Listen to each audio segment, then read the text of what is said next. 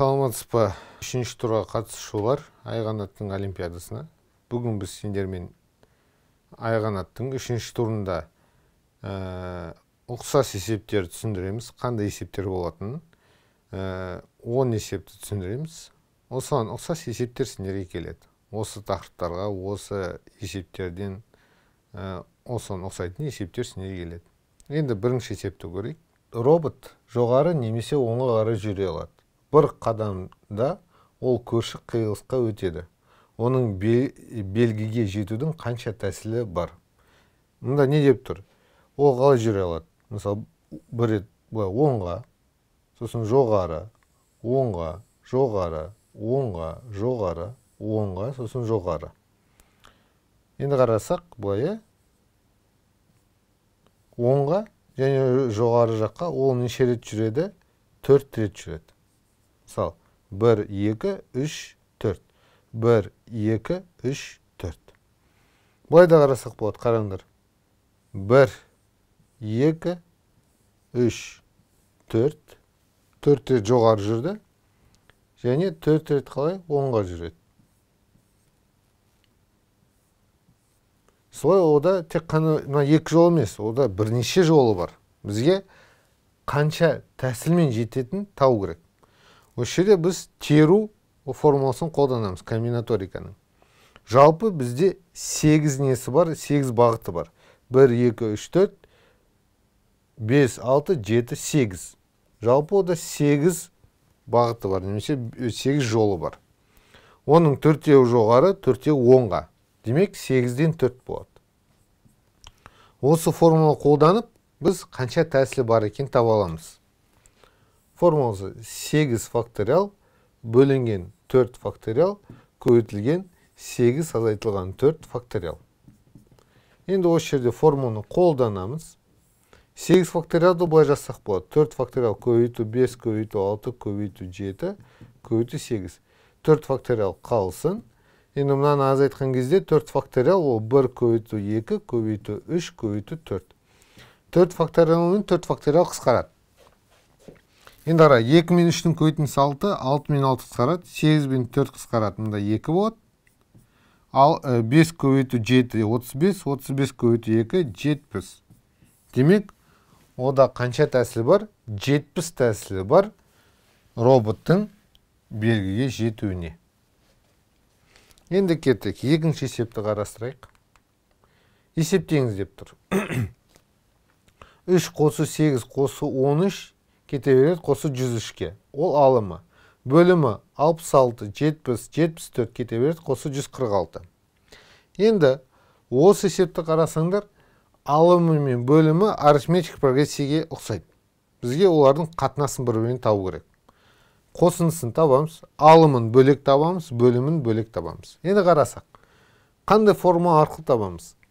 Осы формула арқылы АН азайту А1 қосылған Д N-1 формуласын қолданамыз. Және SN тең болады. А1 қосылған АН бөлінген 2 көбейтілген N. Қосындысын табу үшін бірінші мүшесі бар 3, соңғы мүшесі бар 103. Бірінші мүшесі бар 66, соңғы мүшесі бар 146. Бірақ бізде не жоқ? Қанша мүшесі бар екен? N деген әріптің мәні бізде жоқ. Соны табамыз. Оның N-ді табу үшін қандай формула қолданамыз? AN тең A1 қосылған D көбейтілген N-1 формуласын біз қолданамыз.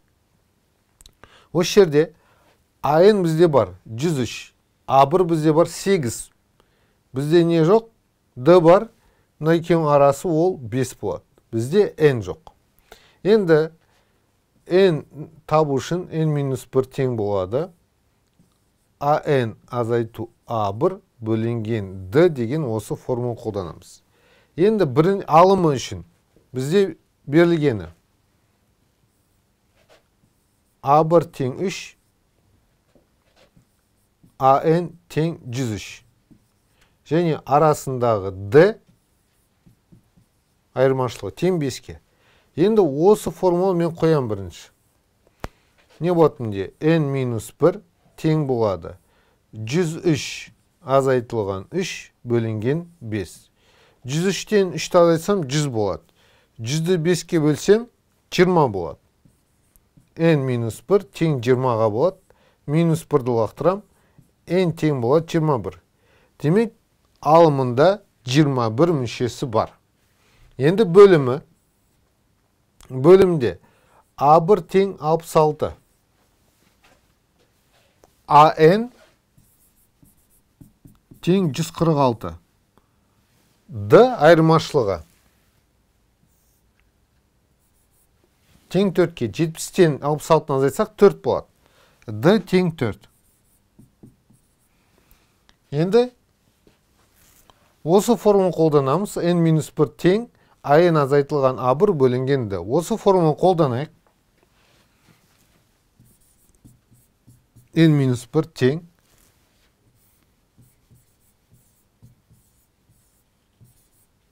146 азайтылған 66. Ол бізде қанша болады? 80.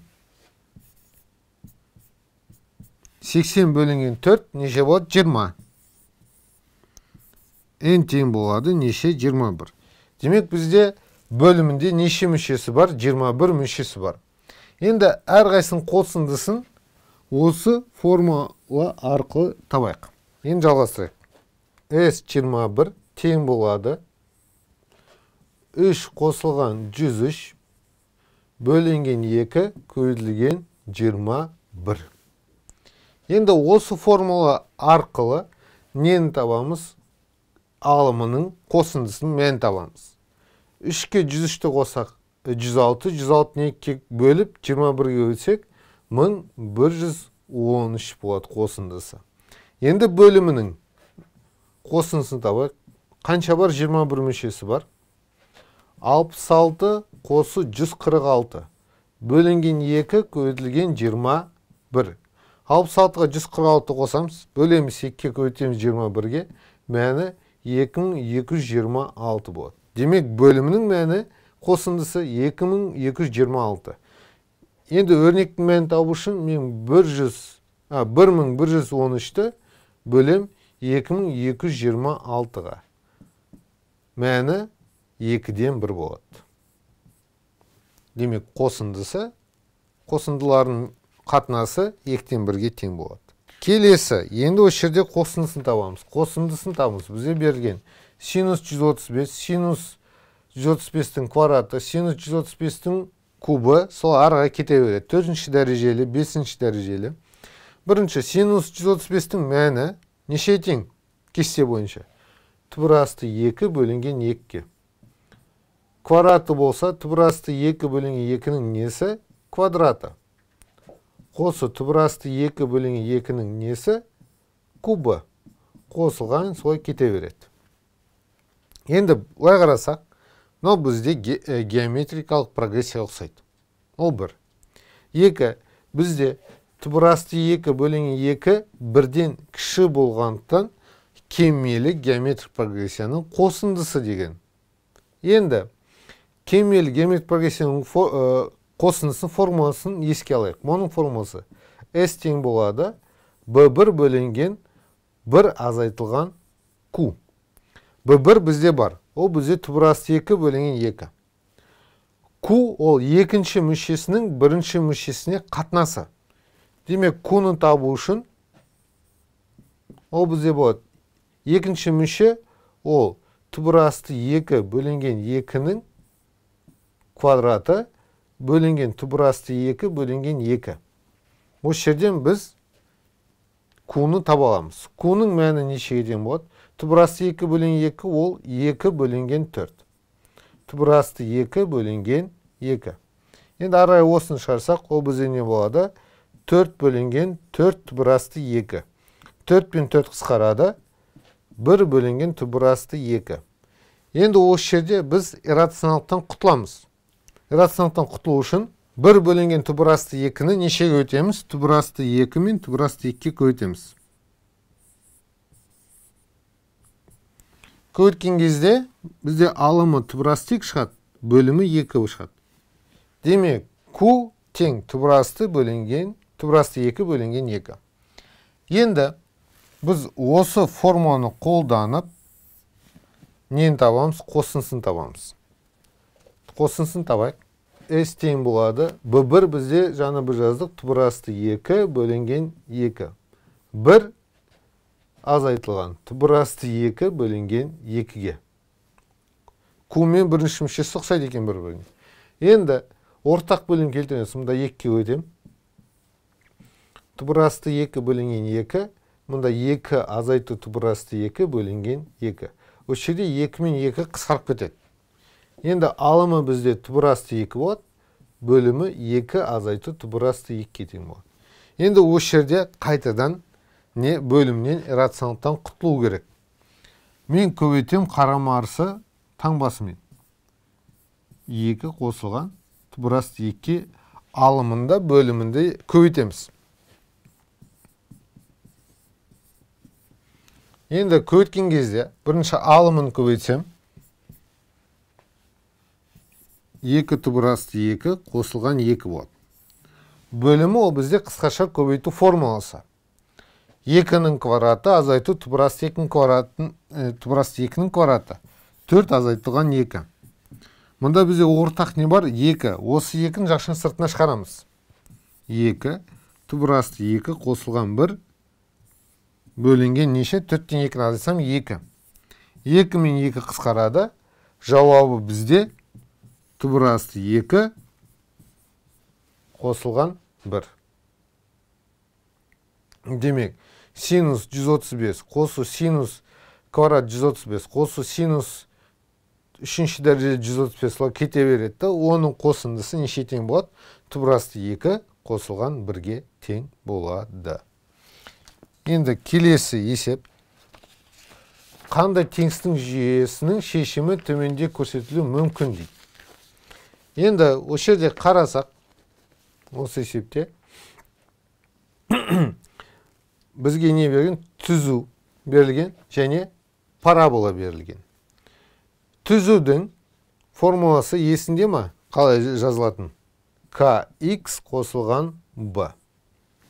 Енді мұнда қарасақ, b бізде осы нүкте болады. Ол бізде b нүктесі. Енді біз қарасақ, бізде b не болу керек? 4-тен үлкен және 6-дан кіші болу керек.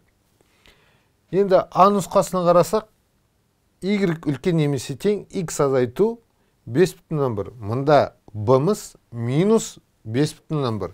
Бірақ b бізде не болу керек? 4-тен үлкен 6-тан кіші болу керек. Мұнда бізде келмейді. A-ны сызып тастаймыз. B-ны қарасақ, мұнда да келмейді. Минус 4,8. Ол да келмейді. Сызып тастаймыз. Енді параболаны қарасақ. Параболаның теңдеуі қалай жазылады? A көзілген x қосылған b-ның квадраты қосылған s деп жазылады. Мұнда қарасақ, b болу үшін b бізде не өту керек? Абсцисс осыны қиып өту керек. Бірақ қарасақ, бізде қиып өтіп тұрған жоқ, бізде абсцисс осыны қиылыспайды парабола. Ол абсцисс осынан жоғары. Демек, осы жерде бізде b тең 0-ге, ол 1. 2 с-мыз 0-ден үлкен 2-ден кіші. Солай ғой, енді мына жақшаны ашсақ мынаны, не болады? X квадрат азайтылған 2x қосылған 1 қосылған 1,2. Осы жерде b бізде неше тең? Минус 2-ге. Бірақ бізде b неше тең болу керек? 0-ге. Сондықтан d-ны сызып тастаймыз. Ені қарасақ, енің несін ашақ? X квадрат қосылған 2x қосылған 1. Мұнда да b неше тең? 2-ге. Мұнда да бізде жауап келмейді. Ал мұнда b бізде жоқ. b тең 0-ге, ал s 1,2. 1,2 ол 0-ден үлкен 2-ден кіші. Демек, бізде жауап мұнда s болады. Оқушылар таңбалар түрінде бірнеше сөз тіркестерін шифрлады. Олардың барлығы 7 таңбадан тұрады. 7 таңба деген ол мыналар 7 болады. Әр түрлі 7 таңба. Ал әр сөйлем 5 таңбадан тұрады. 7-ден 5-еуін таңдайды. Олар әр түрлі болуы керек. Әр түрлі нелер болу керек. Және солдан оңға, және басқа бағытта оқылу керек. Басқа бағытта деген сөз ол оңнан солға. Мысалы, солдан оңға оққан кезде, оңнан солға оққан кезде мәндері бір болу керек. Мысалы, мұнда солдан оңға оқысақ, сабақтан кейінгі жиналыс болады деген сөз. Ал егер керісінше оқылса, мысалы, керісінше таңбалар болса, шифрлар, ол да сол мағынаны білдіреді, сабақтан кейінгі жиналыс болады. Немесе былай жазылса, ол не деген? Тазалық жасау деген сөз. Немесе керісінше де былай жазылса да, мысалы, бірінші шеңбер, сосын 4 бұрыш, 3 бұрыш, 5 бұрыш және ромб болса, ол да не болу керек? Тазалық жасау болу керек. Жалпы бізде жетеу бар. Солай ғой? Мұнда тек қана солдан оңға және оңнан солға неше бағыт бар? 2 бағыт бар. Бірақ қанша таңбадан? 5 таңбадан бар. Солай ғой? Демек, 5 таңба бар бізде. 5 таңбасы бар, 2 бағыты бар және 7 таңбасы бар. 5 таңбадан тұратын сөз. Осы жерде біз орналастыру формуласын қолданамыз. Орналастыру формуласы қандай? Ол мұнда 7 болады, мұнда 5 болады. Неге 7-тен 5? Себебі біз жалпы 7 таңбадан 5 таңбаны таңдаймыз.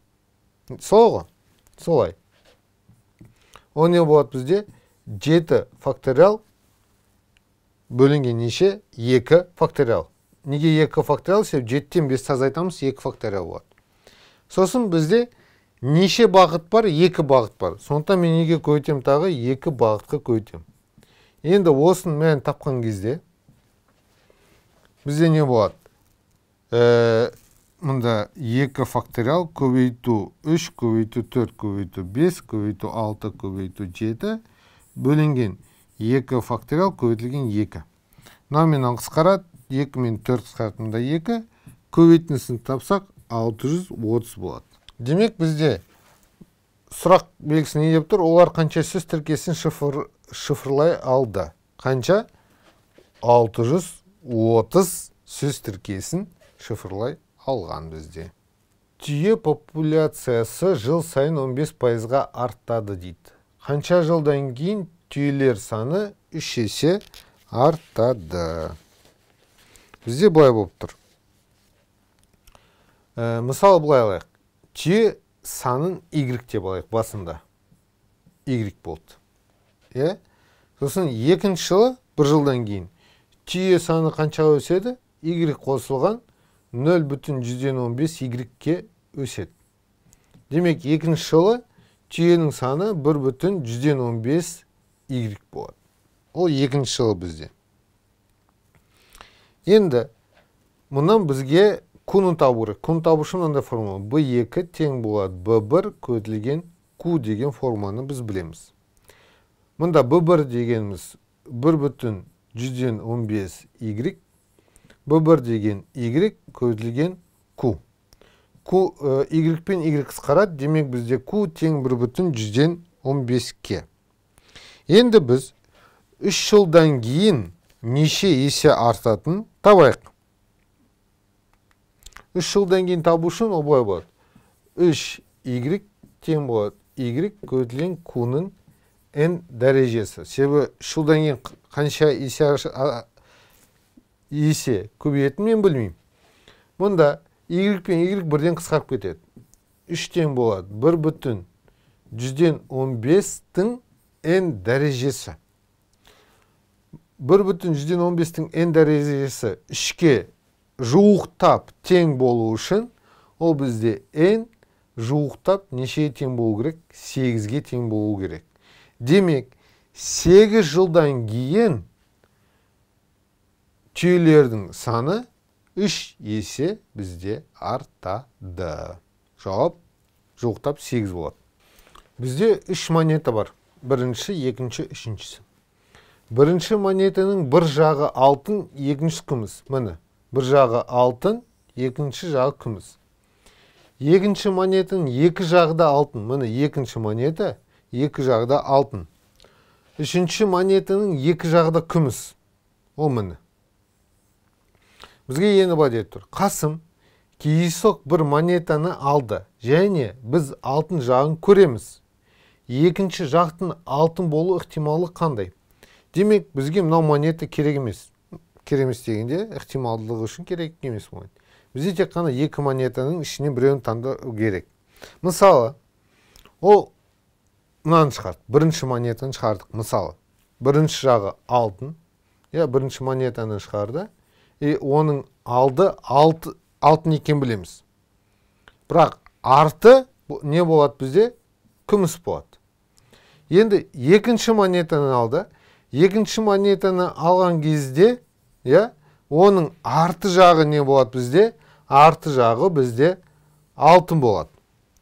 Дәл солай, дәл сол екінші монетаны алсақ, онда арты жағы не болады? Алтын. Демек, бізде жалпы неше бар? Жалпы үшеу бар. Жалпы бізде үшеу бар. Бірақ үшеуінің арасынан қаншауы алтын болуы мүмкін? Екеуі. Демек, бізде ықтималдылығымыз 3-тен 2-сі бізде екінші жағы алтын болады бізде. Үшбұрыш берілген бізге. Ауданы 20 бүтін үшбұрыш берілген. Ауданы 20^5 см квадрат және периметрі 30 см болатын үшбұрыштың ішінде шеңбер орналасқан. Және оның бүйіріне 3 нүктеде тиетін. Д нүктесі үшбұрышқа еркін орналастырылады. Нүктенің шеңберге түсу ықтималдығын табыңыз. Бізге Д нүктесі шеңбердің ішіне тиюінің ықтималдығын табу керек. Бірінші бізге нені табу керек? Радиусын табу керек. Шеңбердің радиусын. Шеңбердің радиусын табу үшін бізде формула мынандай. Үшбұрыштың ауданы бөлінген жартылай периметр. Демек, мұнда былай болады. 20^5 бөлінген жартылай периметр 30 бөлінген 2 демек. Енді былай кетсек, мұнда не болады бізде? 20^5 бөлінген 15. 30 бен 2-ні қысқарттық. Арғы 30 бен 15-ті қысқартсақ 5-ке, ол не болады? 4^5 бөлінген 3. Біз нені таптық? Радиус таптық. Енді радиусты тапқаннан кейін бізге шеңбердің ауданын табу керек. Шеңбердің ауданын білесіңдер, πr квадрат екен білесіңдер. Осы формула арқылы біз шеңбердің ауданын таба аламыз. Демек, бізде не болады? Пи көбейтілген 4^5 бөлінген 3-тің несі? Квадраты. 16 көбейтілген 5, ол 80 бөлінген 9. 9-дан 80 пи болады. Енді бізге нүктенің шеңберге түсу ықтималдығын табу үшін, ол бізде шеңбердің ауданы үшбұрыштың ауданына қатынасына тең. Формуландай шеңбердің ауданы бөлінген үшбұрыштың ауданына тең. Ол бізде ықтималдығын табу үшін формуласы. Енді осы формуланы қолданып, давай, мұнда не болды? 9-дан 80 пи бөлінген 20^5. Мұнда 9 бен 20 көбейтіледі. Не болады? 80 пи бөлінген 180^5. Мұнда 180 мен 80-ді қысқартам. 20-ға қысқартсақ, 20-ға қысқартқан кезде мұнда 4 болады. Мұнда бізде 9 болады. Демек, бізде мұнда не шықты? 4 пи бөлінген 9^5. Енді осы жерде иррационалдықтан құтыламыз. Нешеге көбейтем? Екеуінде (5)ке көбейтем. Алымында, бөлімінде. Көбейткен кезде неше болады бізде? 4^5 пи бөлінген 45 болады. Осы бізде жауап. Синус квадрат альфа азайтылған синус альфа қосылған бір өрнектің ең кіші мәнін табыңыз. Жаңа айнымалы енгізу арқылы есебін шығарайық. Синус альфаны мен т деп алам. Демек, бізде не болады? Т квадрат азайтылған т қосылған бір. т квадрат азайтылған т қосылған 1 біз ненің арасында аламыз? -1 мен 1-дің аралығында алайық. Осы мәнді. Себеп ең кіші мән деп тұр, -1 мен 1-дің арасында. Енді бізде мынандай нәрсе бар да, егер біздің ең үлкен коэффициент деген т квадраттың алдындағы коэффициент а-мыз бар. Ол бізде а тең бізде нешеге? 1-ге. Енді бізде мынандай бар. Егер бізде а-мыз 0-ден үлкен болса, онда x миннің формуласы тең болады минус b бөлінген 2a. x минді осымен табамыз. Минус b-мыз минус 1-ге тең. Минус 1 бөлінген 2. Минус пен минус плюс болып кетеді, 2-ден 1 болады. Ол x мин. Бірақ біз оны қайық қоямыз? Ол шеге т-ның орнына қойып, сол кезде өрнектің ең кіші мәнін табамыз осылай. Біз ең кіші нүктені таптық қой. Бірақ бізге өрнектің мәнін керек. Орнына қойған кезде не мұнда, не болады? 2-ден 1-дің квадраты азайту 2-ден 1 қосылған 1 тең болады. Егер осы өрнекті орындасақ, бізде 4-тен 3 болады. Демек, өрнектің ең кіші мәні бізде 4-тен 3-ке тең болады. Енді келесі есеп. Өрнек қандай санмен аяқталады? Бізге осы өрнектің қандай санмен аяқталатынын табу керек. Өрнектегі реттілік соңғы сан ретінде берілген. Мұны 2442-нің n дәрежесі, осы соңғы саны 2. Мұндағы n реттілік мүшесінің нөмірі. Мұны n реттілік мүшесінің нөмірі. Мұны 48-87. Осы өрнегінің мәнін табу керек. Енді, бұлай қарайық. Бізде не деп тұр? Ең соңғы сан 2 деп тұр. 2-нің 1 дәрежесі 2-ге тең. 2-нің квадраты 4-ге тең. 2-нің кубы бізде 8-ге тең. 2-нің 4 дәрежесі бізде 16-ға тең.